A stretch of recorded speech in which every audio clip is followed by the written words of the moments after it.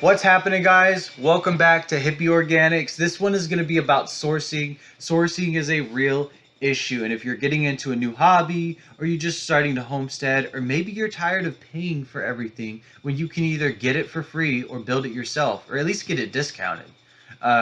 So basically, I'm going to kind of go through with you guys how we do it here at our homestead.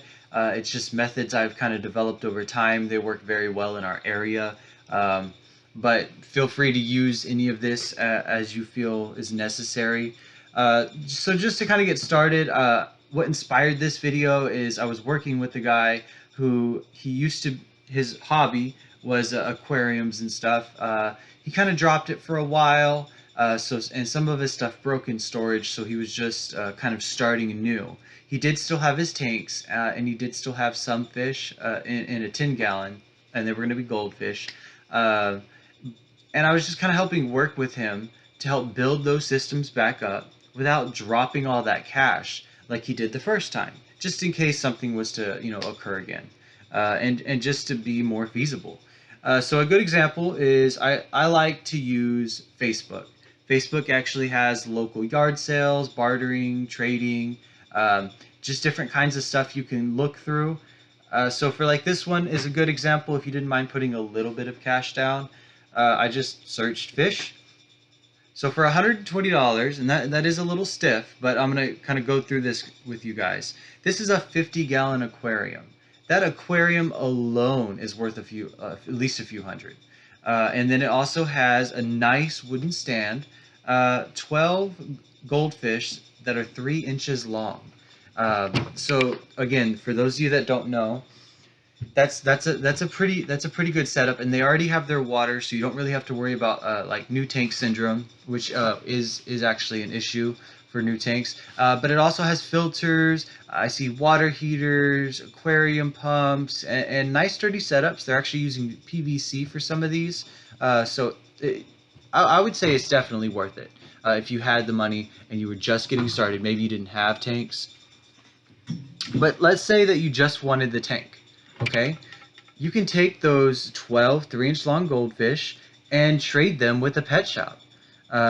Some pet shops, large pet shops, not as much in my experience. I mean, it may be different in your area, but like smaller, locally owned pet shops, a lot of them are really willing to trade because they need something that's going to increase their profit and decrease, their overhead.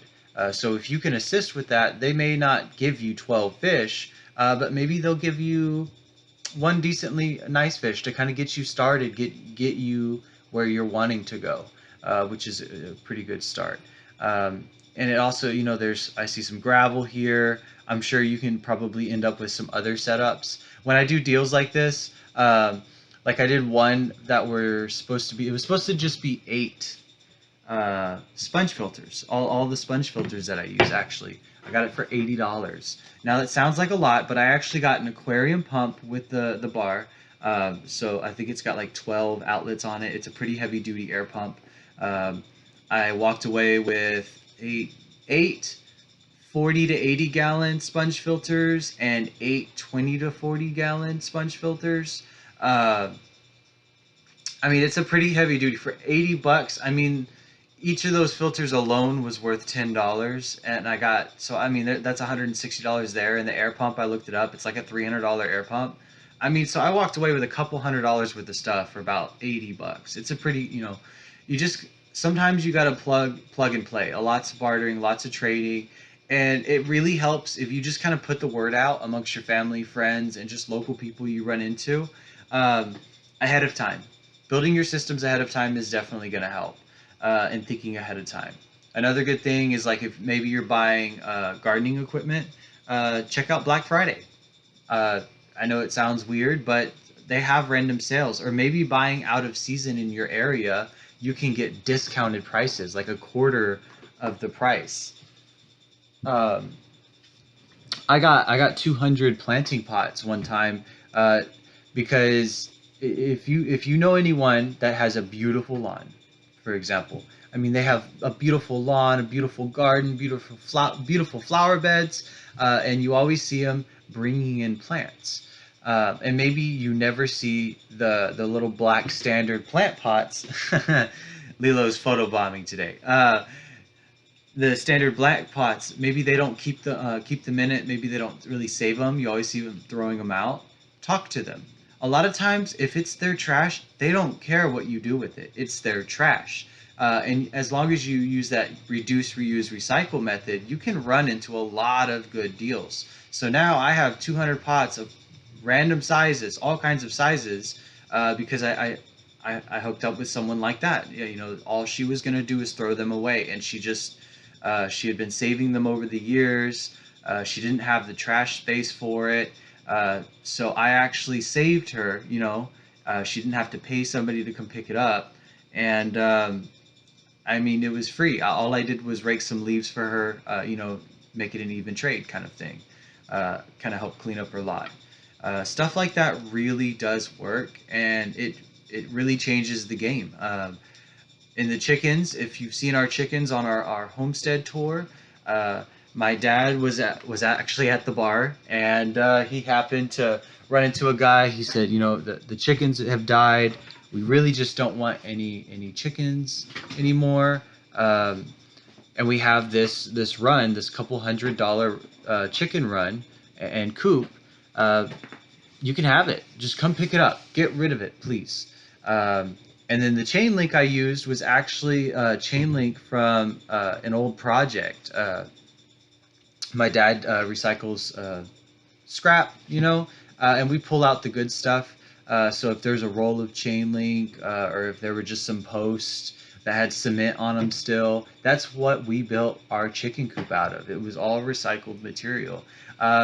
We the There is some chicken wire. We did purchase that. It was like a $20 purchase.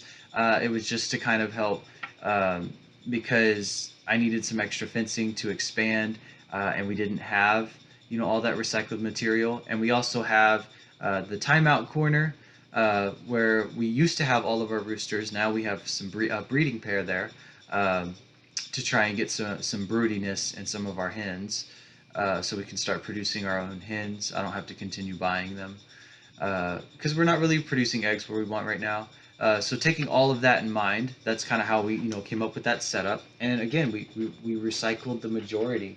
Now, yeah, I did buy some of the waterers. The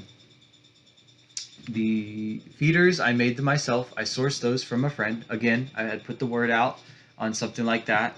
And he was like, hey, I'm cleaning up and I have these sewer pipes. They're old, they haven't been used in years. And to be honest, I don't think they've ever been attached to anything. They were very, very clean. So I went ahead and I bleached them out, a little bit of bleach water, and I let them dry for a few months outside in the heat.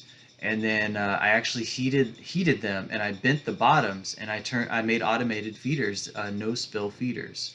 Again, it was free to me. So we benefit now, and now the chickens, outside of every I don't know, maybe 2-3 times a week, we have to water and feed them at best. Generally feeding, it'll last me a couple weeks. To be honest, I'm probably going to stop filling it up all the way just because it's so OP for what it is. But sourcing, guys, it's insanely easy to do. I mean, you can also on Craigslist.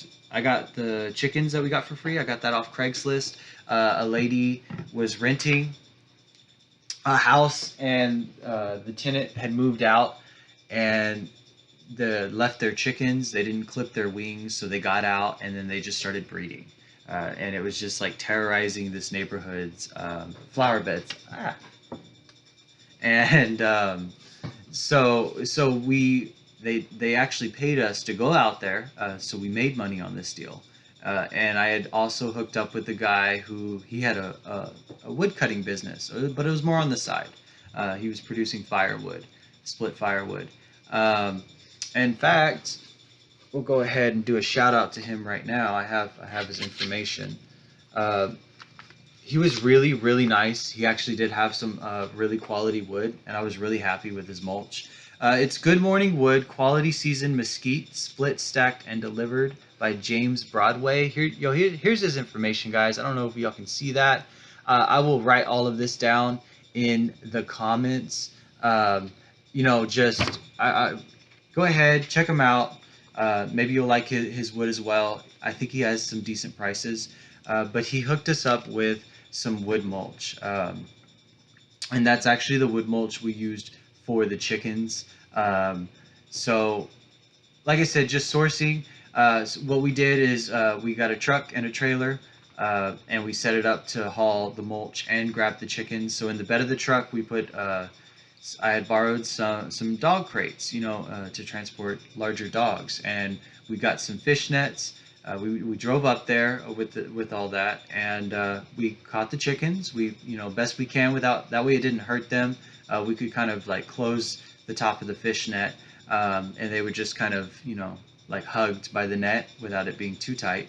And we put them in the dog crates, and then we drove to the Good Morning Wood, and he loaded us up with some mulch, and we took that home. I did that after a day of work, at my job. So it wasn't too crazy hard, but just sourcing stuff like that and making it worthwhile, because we got paid to remove the chickens, it paid for the gas. So that day literally cost us nothing.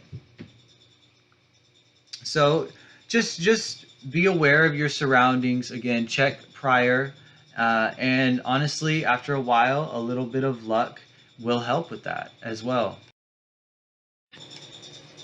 So sorry about that. So anyways, just really pay attention, think ahead, kind of plan things out, and be aware that if you're not going to be spending as much money, you're probably going to be spending a little bit more time. And what that means is that you may have to go ahead and go get it, plan it out, maybe make like a cupcake fund where you sell some extra eggs to pay for the gas, or just try to think sustainable, and you'll get there. Like I said, the guy I was working with had amazing luck. That day after I explained all this to him, and gave him some sources, he walked home with free water filters, two of them, and they're very OP for his system. His fish will absolutely love it, and I think it's perfect for him. So like I said, be resourceful, be kind, have a great day, and I hope this was informational and helps you get to where you want to be.